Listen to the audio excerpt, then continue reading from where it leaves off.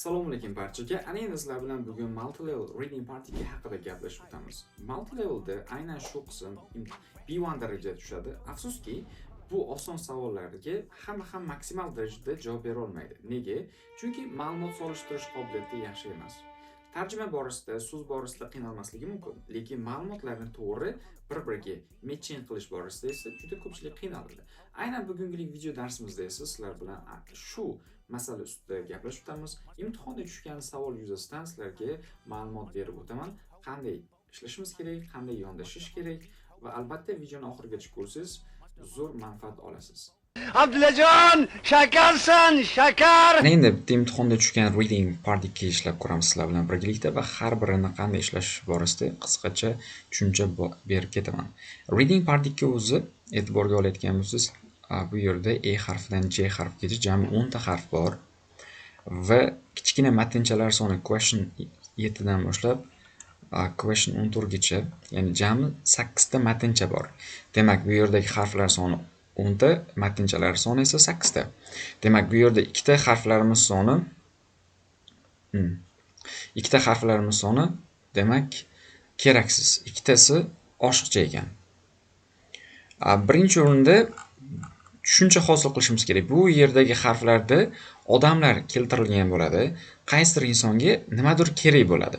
U kimdir mehmonxona qidirayotgan bo'lishi mumkin, ish yoki ta'til o'tkazadigan joy, sport markazi, o'quv kursi, nimadir ehtiyoji borda va o'sha narsani biz topib berishimiz kerak bo'ladi. Demak, bu insonga boshqa narsa kerak bo'lar, balki bunga boshqacha narsa kerak bo'lar. Shu sababli biz birinchi o'rinda qiladigan ishimiz, birinchi o'rinda tekstni bir boshdan tekstni o'qiymiz. Ya'ni 7-savolni zo'r qilib o'qib, tushuncha hosil qilib, bu yerdagi A dan boshlab J gacha bo'lgan harflarga solishtirib chiqamiz. Bu insonlar hammasida har xil ehtiyoji bor. Shu sababli biz buni yaxshilab tushuncha hosil qilib olishimiz kerak bo'ladi. Masalan, question 7 ga e'tibor qaratadigan bo'lsak. Award-winning 30-seater restaurant specializing in fine seafood requires. Demak, 30 kishili restoran ekan bu va bu dengiz taomlariga ixtisoslashgan, demak, restoran. Bu requires degan talab qilmoq. Aynan shu restoranga ehtiyoj bor ekan. Restaurant manager. Demak, bular restoran menejeri qidirishyapti. Relevant experience and references essential. Experience degan tajriba, references ma'lumotnomalar kerak ekan. Siz rostdan ham menejerlik sohasida ishlaganingiz haqida tajriba va ma'lumotnoma berishingiz kerak ekan bularga. Excellent salary, oylik ham zo'r ekan. Agar ma'qul kelsa, deyapti, forward electronic CV. CV deganda o'sha ma'lumotnomangizni aynan shu insonga elektron tarzda jo'nating va elektron pochtaga mana bu yerga yozib qo'yibdi. Demak, bu mehmonxona degan bo'ladi, restoran ekan uzr. Bu restoranga menejer kerak ekan. Demak, mana bu yerdagi insonlar ichidan men menejer bo'laman, yaxshi oylik olishim kerak degan inson topishimiz kerak-da. Buning ichida oshpaz bordir, menga oshpazlik ishi kerak deyotgan bo'lishi mumkin. Menga prosta mehmonxona kerak deyotgan bo'lishi mumkin. Buning ichidan shu menejer bo'laman, menga oylik kerak, oylik beringlar yaxshiroq degan ishchini qidirib topishimiz kerak. Aynan shu reklamaga mos bo'lgan, aynan shu talabga mos keladigan inson topishimiz kerak. Tajribasi bor bo'lgan ishchi kerak birovlar bizga. Demak, restoranda ishlayman deyotgan inson bo'lish kerak bu yerda, e'tiborga oling. Demak, shu talablarga mos keladigan inson topishimiz kerak. Bu yerda demak, A'mizda aytayaptiki, bu ta'tilni o'tkazishni xohlaydi. Bu yerda ta'til haqida gap ketmadi deyapti-da, o'shaning uchun A javob kerak bizga. Xo'p, Ken Cook oshpaz ekan, ish qidiryapti ekan. Bizga oshpaz emas, menejer kerak. B chiqib ketdi o'yindan. Mehmonxona qidiryapti ekan. Bu yerda hozir gap tekstda bu yerda restoran haqida gap ketyapti, mehmonxona emas. Bu sizda mehmonxona haqida gap ketyapti. Demak, bizga o'sha kerak emas. Bitta siz mehmonxona qidiryapsiz deyapti. Bu ham kerak emas. Ko'ryapsizmi? Variant chiqarishni o'rganing birinchi o'rinda. Either you have been asked to find a hotel. Yana mehmonxona so'ralyapti. Kerak emas bizga. Sizda tajribangiz juda katta, biznesni boshqarish masalasida deyapti va biznesda haqiqatan tajribasi bor ekan, lekin bu yerda mehmonxonaga yordam berishni xohlar ekanda bu inson. Bu yerda restoran haqida gap ketyapti, mehmonxona emas. Shu sababli F ham chiqib ketadi. To'g'ri, mana biznes deb siz aynan shuni olib ketishingiz mumkin. Lekin bu insonni didi men mehmonxonada ishlayman deyapti. Endi G da siz restoran boshqarishni olasiz va yuqori oylik kutyapsiz. Mana javobimiz konkret G lik ko'rinib turibdi. Run restoran degan run betni boshqarmoq, yugurmoq emas. Restoran menejerning vazifasi esa o'sha boshqarish va yuqori oylik kutyapti bu yerda. Aynan shu mana excellent salary bor. Demak, 7 ga javobimiz G harfi to'g'ri kelar ekan. Shu tarzda ishlashingiz kerak bo'ladi. Menimcha tushuntira oldim. Tekstchani o'qiysiz. O'qib bo'lgandan keyin har biriga moslab kelishingiz kerak bo'ladi. Keraksa variant chiqaring, ishingiz osonroq bo'ladi. Yana bitta misol ko'ramiz 8-sida. Endi bu yerda mehmonxona ekan, e'tiborga oling. Wolford Hotel, well maintained Victorian hotel centrally situated close to the sea. Demak, dengizga yaqin joyda joylashgan bu mehmonxona. Xo'p, bitta manzarasi ajoyib ekan va shaxsiy bandargoh ham bor ekan. Manzarasi juda chiroyli, bandargohi bor. Keyin mana bu yerda sailing school in walking distance. Walking distance degani bu mehmonxona turib siz bemalol bu sailing school, qayiqda suzishni o'rgatadigan maktab. Bemalol piyoda borib kelsangiz bo'ladi. Ortiqcha rasod qilmasdan taksi yoki boshqa public transportlarga chiqish hojat yo'q deyapti. Bemalol piyoda borib, aynan shu sailing schoolga borib siz sailingni o'rgansangiz bo'ladi degan masala bo'lyapti. Lekin bu asosan mehmonxona. Bu yerda menga ishchi kerak demayapti. Shunchaki mehmonxona o'zini reklama qilib beryapti. Bizda shunaqa qulayliklarimiz bor. Dengizga yaqin joyda, manzaramiz juda chiroyli, shaxsiy bandargohimiz bor. Agar sailing qilishni o'rganmoqchi bo'lsangiz, yaqin o'rtada maktab ham bor. Ishga borib bemalol o'rgansangiz bo'ladi. Bu yerda hech qanday ishchi qidirmayapti. Shunchaki o'zini taklif beryapti. Shunchaki reklama, qanaqa imkoniyatlar bor ekanligini, demak, reklama qilyapti. Demak, bunga qanaqa odam qidirishimiz kerak? Shu mehmonxona qidirayotgan insonni topishimiz kerak. Ish qidirayotgan emas. Chunki bu yerning ichida ish qidirayotgan insonlar ham bor, mehmonxona qidirayotgan insonlar ham bor. Yoki restoranda ishlayman degan insonlar ham bor. Demak, biz mehmonxonada turmoqchi bo'lgan insonni qidirib topishimiz kerak. Masalan, variant chiqarish B'da oshpaz ish qidiryapti deyapti, B o'yindan chiqadi. Demak, mana bu A'da aytayapti, A'dan boshlaylik. A friend wants to spend a whole day learning to handle a small boat. Endi sizni do'stingiz deyapti, ta'til o'tkazishni xohlaydi. Ya'ni kichkina qayiqni bir vaqtning o'zida boshqarishni ham o'rganishni xohlaydi deyapti. Ta'til o'tkazish jarayonida kichkina qayiqni minishni o'rganishni xohlaydi. Bu yerda javobimiz A javob tushadi. Konkret, hozir yana bitta o'xshash variantlari bor, ularni ham ko'rsatib ketaman. Aslida ko'pchilik mana H harfiga adashib ketadi. Bu imtihonda tushgan. Nega H'ga tushadi, shu narsani ham tushuntirib ketaman. Demak, do'stingiz ta'til o'tkazishni xohlar ekan va shu bilan birgalikda kichkina qayiqni ham minishni o'rganishni xohlar ekan. Endi ko'pchilik H'ga adashadi. Ya'ni you want to spend your whole day in the sea. In the sea degan dengizda. Siz dengizda ta'til o'tkazishni xohlaysiz. Mana bu yerda close to the sea degan joy borda.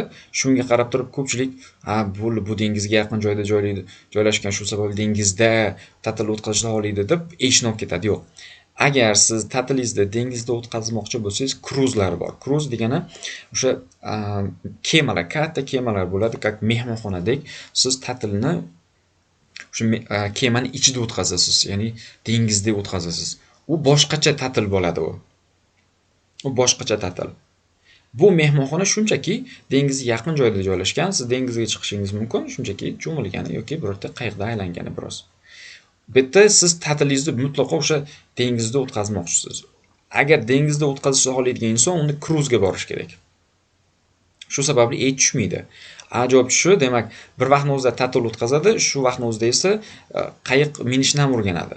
Qayiq minishni o'rganish uchun walking distance, piyoda borsa bo'ladigan joyda sailing school bor. Sailing school bo'ladi. Menimcha tushuntira oldim. Endi 9 ga qaraydigan bo'lsak, 9 da second chef deyapti. Bizga oshpaz kerak, ikkinchi oshpazimiz kerak deyapti. Demak, xo'p, bu inson, ya'ni maytdagi insonlar oshpaz bo'lishi kerak. Ovqat pishirish qo'lidan kelishi kerak bo'ladi. Demak, ish qidirayotgan insonni topishimiz kerak. Davomini o'qib qo'yamiz. Xo'p, Busy country. Country bitta mamlakat emas, qishloq. Ya'ni chekkadagi bitta qovoqxona ekan va restoran ekan deb bo'lyapti. Warwickshire, ya'ni Southwick, xullas mana shu joyda joylashgan ekan bu restoran bilan qovoqxona. O'rtacha 3 yillik tajriba ham kerak ekan bu sohada, aynan shu joyda ishlayman degan insonga. Oshpaz talab qilyapti. Aynan shu pub va restoranda ishlash uchun va 3 yillik tajriba ham kerak ekan. Demak, bu yerda ichidan biz qanaqa insonni qidirishimiz kerak? Oshpaz bo'laman, shunaqa ishda ishlayman, restoran yoki pub, kafe deylik, shunaqa joyda ishlayman degan insonni qidirishimiz kerak. Masalan, ba'da sizni do'stingiz oshpaz va ish qidiryapti ingliz o'sha qovoqxonasida. Bu konkret mana tushib turibdi mana men deb, to'g'rimi? Oshpaz, cook. Temboli English pub. English publigini qayerdan bilamiz? Endi bitta Warwickshire, o'sha bitta inglizcha nom bo'lganligi uchun temboli joyning nomi. Chunki joyning nomi nima qilinmaydi-yu, tarjima qilinmaydi. O'zbekiston bo'ladi, Fergana bo'ladi. Tak, bu mana konkret B tushib turibdi. Endi chalg'itishi mumkin bo'lgan javob qaysi bo'ladi? Mana bu yerda. I paragrafi. I'miz to'g'ri kelishi mumkin. Siz oshpazsiz, ish qidiryapsiz, temboli kichkina mehmonxonada. Qarang, bu yerda I tushmasligining sababi siz oshpazsiz, lekin ishingiz mehmonxonada bo'lsin va turar joyi ham bo'lsin, deyapti. Bu inson didi boshqacharoq ekan. Men bir vaqtning o'zida ham oshpazlik qilib ishlab turib, tekinga men kvartira xohlayman o'sha mehmonxonada, deyapti. Ham mehmonxonada ishlab, o'sha yerda qolmoqchi ekan. Bunaqa imkoniyatlar bor yoki yo'qligi haqida gapirmadi. Gapirgani yo'q. Shu sababli bu yerda I paragrafimiz tushmaydi. Odatda ishlayotgan jarayoningizda ikkita bir-biriga o'xshash javob bo'ladi. Ikkita bir-biriga o'xshash javob bo'ladi. O'shanda chala qolmasligi uchun ikkalasini yaxshilab tahlil qiling va keraksiz ma'lumotlar berib qo'yadi orasida, o'shani chiqarib oling keyin. 10-ga o'tdik. Highland Hotel, ya'ni bu mehmonxona ekan, e'tiborga oling. Tashqaridagi basseyn ham bor ekan, faqat yozda ishlar ekan bu. Qayiq zakaz qilib turib, bemalol atrofni aylanib chiqsangiz bo'lar ekan. Viski xohlaydiganlar uchun ham imkoniyat bor ekan. Seminarlar o'tkazsa bo'lar ekan, kichkina gruppalar uchun, e'tiborga oling. Faqatgina kichkina gruppalar uchun bu mehmonxonada seminar o'tkazsa bo'lar ekan. Tak, endi bu mehmonxona o'zining imkoniyatlarini taklif qilyapti, ko'rsatyapti xolos. Demak, bu yerdagi insonlarda qanaqa inson topishimiz kerak? Mehmonxona qidirayotgan. Kerak bo'lsa, mana seminar o'tkazishni xohlaydigan inson qidirishimiz kerak. Mana bu yerga e'tiborga olsak, sada bor. You are looking for a quiet hotel where you can organize a training seminar. Siz mehmonxona qidiryapsiz va u yerda seminar o'tkazishni ham xohlaysiz. Bu bor. Endi e'tiborga oling, I paragrafimizda ham xuddi shu narsa bor. Sizdan so'raldi mehmonxona qidirish topib for large meetings, katta mitinglar o'tkazadigan, dinnerlar, o'sha bazmlar uyushtiradigan mehmonxona qidiryapsiz. Sizdan shu narsa talab qilindi. Bitta large meeting borda, bu tekstimizda esa small groups uchun, kichkina gruppa uchun seminar o'tkazsa bo'ladigan imkoniyatlar bor ekan. Hozir S bilan I bir-biriga o'xshash. Ikkalasining farqi esa bu yerda seminarning kichik kattaligi haqida gap ketmadi. Demak, kichkina bo'lishi ham mumkin deganim. I da esa aniq keltirib o'tilgan mitinglar katta bo'ladi. Demak, bu insonga katta uchrashuvlar o'tkazish kerak bo'lgan mehmonxona kerak. Lekin bu hozir tushmaydi, buni didiga mos emas. Bu insonga esa S paragrafimiz tushadi. Demak, seminar o'tkazsa bo'ladi. Endi bu seminarning hajmini bermagan, balkim kichik bo'lishi ham mumkin, ehtimolligi bor. Demak, ma'lumot to'liq berilmasligi ham mumkin, lekin inkor etuvchi ma'lumot berib qo'ysa, demak, uni chiqarib olish osonroq. 11-ga o'tdik. Demak, bu ham mehmonxona ekan, e'tiborga olsangiz, White House Hotel. Markazda joylashgan ekan va hashamatli 87 ta o'rindiqqa ega bo'lgan yotoqxonalari bor. Excellent conference banquet rooms. Wow, mana e'tiborga olsangiz ma'lumotlarni. 87 kishilik conference o'tkazsa bo'ladi, banquet degani bazm uyushtirsa bo'lar ekan. Endi 87 kishilik deb sanog'ini yozib qo'ygan, bu 87 kishi bu katta degan ma'noni ifodalasa bo'ladi. Ana endi bu yerga I javob tushadi. Ya'ni, you have been asked to find a hotel with facilities for large meetings and dinner. Katta mitinglar uchun va dinner degan so'z bu yerda banquet rooms. So'zlar sinonim bilan almashtirilishi mumkin. Faqatgina shunchaki bu so'zni o'zini qaytarmasligi mumkinda. Sinonim bilan almashtirib siz chalg'itish mumkin. Demak, bu mehmonxona mana imkoniyatlarini taqdim qilyapti. Mana shunaqa ma'lumotlar bor. Imkoniyatlarimiz bor. Sizdan so'ralgan narsa shunaqa mehmonxona topingki, qulayliklari bo'lsin. Ya'ni qanaqa qulayliklar? Katta mitinglar o'tkazadigan, dinnerlar tashkil qiladigan qulayliklar bo'lsin, deyapti. Shu sababli javobimiz bu yerda I javob to'g'ri keladi 11 ga. Endi 12 ga o'tyapmiz. Aytgancha bu videoni ko'rayotgan jarayonda mana pauza qilib turib, 12 ni o'zi ishlab, masalan, javobni topib, bunda oldingilarni ham kerak bo'lsa, keyin tahlilni eshitsangiz ham plus birdaniga praktis qilgan bo'lasiz, ham nazariy, ham amaliy olgan bo'lasizda. Xo'sh, bu house hotel ekan. House hotel degani o'sha домашний гостиница, ya'ni uydagi mehmonxona. Family run hotel oilaviy boshqarilar ekan, chunki uydagi mehmonxona bo'lgandan keyin katta bo'lmaydi, ortiqcha ishchilar kerak emas. 6 responsible self-motivated chef. Demak, bu mehmonxona oshpaz qidiryapti ekan. 40 kishilik o'rindiqqa ega bo'lgan restoranlarga hotel flat available, kvartira ham mavjud ekan. Ya'ni bu house hotelda ishlaydigan inson oshpaz bo'lishi kerak. Teng bo'lib xohlasa o'sha yerda kvartirada qolaveradi. Shunaqa imkoniyatlar bor ekan. Как раз hozir o'qigandik. Ay paragrafimizga e'tibor qaratamiz. Siz oshpazsiz deyapti va ish qidiryapsiz. O'sha small hotelligi qayerdan bilinadi bu? Endi uydagi mehmonxona bo'lgandan keyin katta bo'lmaydi.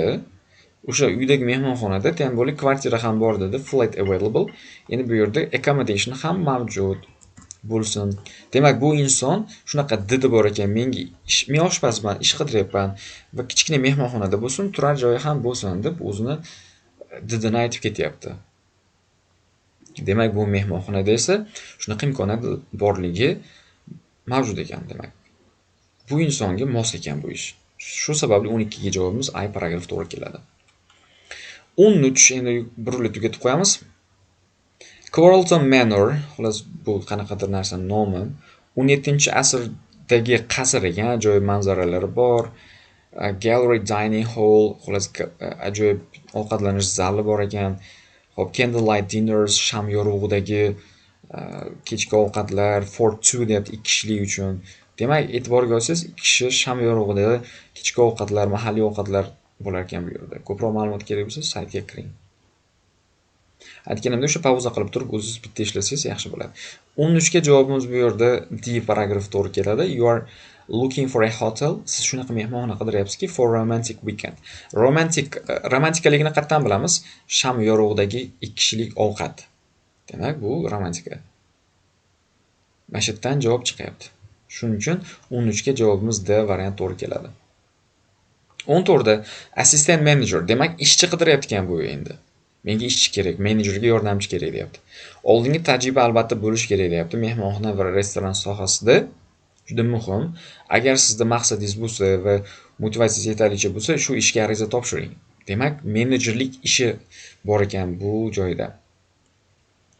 Restoran va mehmonxonada ishlagan bo'lishingiz kerak ekan. Endi H variant umuman tushmaydi. Bu yerda ta'til o'tkazish xohlaydigan inson bor. Kim bu yerda siz va sherigingiz ish qidiryapsiz deyapti. Ya'ni partner and ayolingiz degan ma'noda kelyapti. Bir vaqtning o'zida bitta joyda yashamoqchisiz deyapti. Aytgancha bu narsa hozir mana A ga ham o'xshaydi. Bu qaysi variantga to'g'ri keldi? Mana 12 ga. Siz 12 ga J ni olib qo'ygan bo'lishingiz mumkin. Bu yerda menga prosta oshpaz kerak deyapti, bir dona degan ma'noda. Haligi sherigi xotin keladigan bo'lsa, ikkalasiga ham joy bor degan ma'lumot yo'q hozir bu yerda. Shuning uchun bu yerda J tushmaydi 12 ga. Adashib 12 ga javob qo'yganlar bo'lishi mumkin-da. 14 ga qaytadigan bo'lsak, endi bu ish qidiryapti ekan, biznesni boshqaradigan, plus keyin o'sha yerda bir vaqtning o'zida yashamoqchi ekan. Lekin bu mehmonxonada sizda kvartira bor yoki yo'q haqida gapirmadi, sizni joy bilan ta'minlash haqida gapirmadi. Prosta ish bilan ta'minlar ekan. Bitta F variantimiz qolyapti. Sizda biznes borasida, boshqarish borasida tajribangiz juda ko'p va mehmonxonani boshqarishga yordam berasiz. Mana shu catering business degani biznes boshqarish ma'nosida kelyapti-da, menejerga. Sinonim sifatida olsak bo'ladi. Shu sababli 14 ga F javobi to'g'ri tushadi. Demak, tushuntira oldim. 8 ta tekst tushadi bu yerda. 8 ta mana, demak, F ham ketgan bo'lsa, bizda ish bermagan variantlarimiz H bilan J. Lekin shu ikkita ish bermaydigan variantimiz ham chalg'ituvchi bo'ladi. Qaysidir javobga o'xshash bo'ladi. Imtihonda keyin mana tekstning hajmi farq qilishi mumkin. Biroz qiyinroq, ya'ni kattaroq hajmda yoki shunaqa levelda ham bo'lishi mumkin. Har birini mana maydalab tushuntirib berdim. Menimcha barchaga manfaatli bo'ldi.